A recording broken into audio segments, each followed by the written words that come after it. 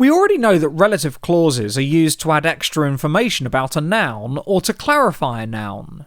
We also know that, generally speaking, relative clauses start with relative pronouns. There are, however, some situations where a relative pronoun is not used as it's not necessary. It would be helpful before we look at this to remind ourselves of the difference between subjects and objects. Take, for example, the sentence, Ben was driving a car. In this sentence, the verb is driving. The subject is the person or thing that is doing the verb. So in this sentence, the subject is the person doing the driving. That's Ben. The object is the thing that the verb is acting upon. Since it's the car that's being driven, the car must be the object.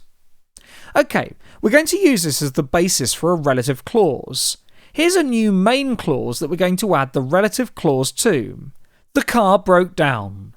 I'd like to add the fact that Ben was driving the car, so I can squeeze it into the sentence like this. The car that Ben was driving broke down. The main clause is the car broke down, and the relative clause is that Ben was driving. Let's now find the subject, verb, and object for the relative clause. The verb is clearly the word driving, and the subject is Ben, since he's the one doing the driving. So what's the object of this clause? Well, the object is the thing being driven. The relative pronoun that is clearly relating to the car, so that must be the object of the clause. In these situations where the object of a clause is the relative pronoun can be left off. In this example, this would give us, the car Ben was driving broke down. Sound a little complicated? Well, let's have a look at another example. The elephant that studied daily had an excellent memory. Here the main clause is, the elephant had an excellent memory, and the relative clause is, that studied daily.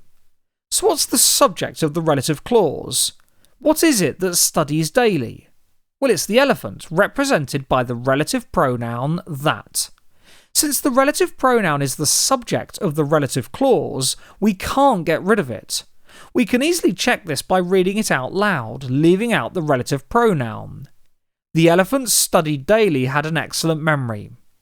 This clearly sounds wrong, so we can't get rid of the relative pronoun, so let's put it back in.